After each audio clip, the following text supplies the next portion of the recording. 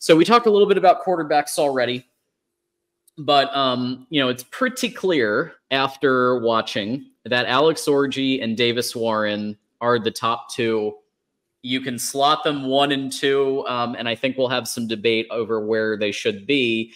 I will say before we get into Orji and Warren that Jaden Davis, considering he's a freshman, considering I understand he was with the team for the Natty for the play, like he was with the team for December, January. However, the fact that to me he looked like the third, like number 3, which is pretty surprising because, you know, he's not there are multiple other quarterbacks also on the roster, but he to me looked like the number 3 based on his ability to put the ball in the right spots, to make reads, and I think somebody mentioned that almost catch to Peyton O'Leary that had that gone, that would have been something. But it was the Michigan defense, whereas he's gonna have to face the Fresno State defense when he plays in garbage time.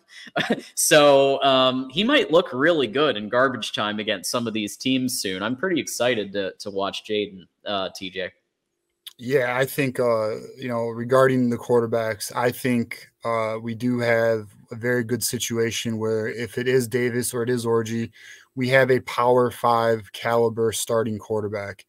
And, you know, I do think Orji's got the lead simply because he has a higher ceiling. I do think the program's investing in him in the sense of like just more attention. It just seems that way. But Davis Warren definitely is making it a battle.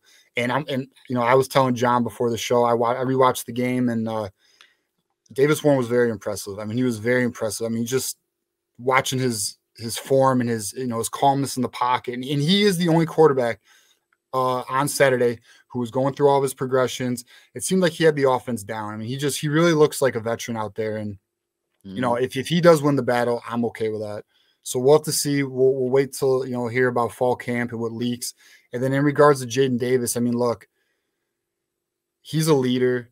He seems to be very, very advanced for his age. He doesn't look like he doesn't act like a freshman. You know, he's very mature. He's learned, you know, one of his mentors is JJ. So I just think we have a very promising future quarterback that you know, I was actually thinking, I wonder if he is going to get garbage time reps, because I think, let's say Orji wins the battle. They might give those reps to either to Warren, or if Warren wins the battle, they might give those garbage time reps to Orji to keep him sharp. So, and if not those two, I think they might put Jack Tuttle ahead of Davis, simply due to you know, age, or you know, or being a 7th-year senior. But you know, I think, I don't know. I'd be surprised. I'm interested to see if they do give Davis some run in the regular season. Plus, you know, he can only play. Remember this too, though. He can't play any more than 4 games, right? Because then he burns his red shirt. So yep, we'll have to see how it goes. And I think we want to red shirt him. So yeah, makes sense. Ferris, what's your take on what you saw with the quarterbacks? Because, yeah, a few weeks ago we were talking about Alex Orji versus Jaden Denegal. And we didn't really mention Jaden Denegal, have we? So it'll be interesting to see what happens. Is it 1 practice out of 15 and he did okay elsewhere? He is actually the one who has completed forward passes in 2023, you know, something Orji has not done, even though he was in, you know, big time situations. But I think there's a lot of quarterbacks in this room, and he may be, if we're going to lose a transfer, maybe that's a question. I mean, I'm just asking the question. You know, that may be a question mark, that he might be the one that decides to leave, perhaps. Yeah, I would agree with that. If anyone were to transfer, I think it would be him. I don't think any of the other quarterbacks would transfer at this time. Yeah. A couple weeks ago, we were also talking about a 2-quarterback system.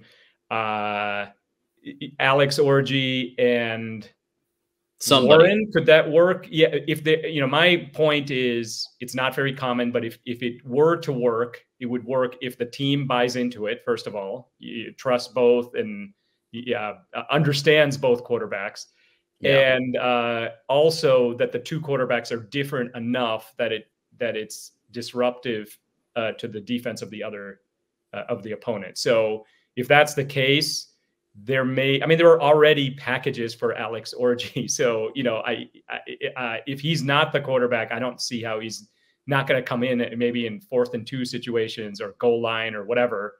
He may be in different situations if he's not actually the starting quarterback.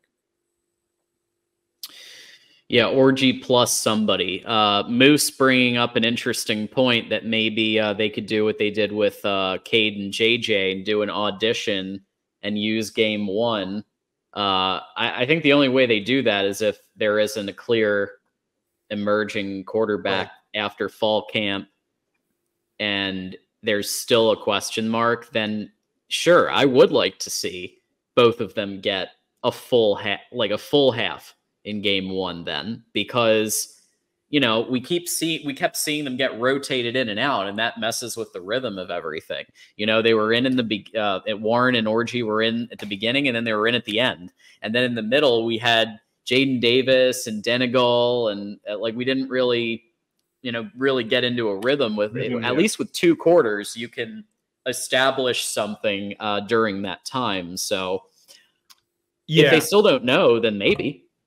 Well, I mean, the only other thing I'll say is that it could also be, to a certain extent, situational. And maybe this is that quote unquote garbage time thing. You know, if Michigan's up by 10 points, 14 points, you probably want somebody like Orji there, you know, to just move the ball, see if you can get 5 yards of carry, see if you can, you know, just keep mostly rushing, right? Yeah, and if they're behind, if they're in trouble, if you need to pass more, and you're thinking, this is all the premise that Alex Orji cannot complete very many forward passes. I think he can, but yeah. You know, based on that premise, and you put in the more passing oriented quarterback, right? So, well, he had some chemistry with Zach Marshall at the end there. I noticed Zach Marshall was somebody who he went to a decent amount there.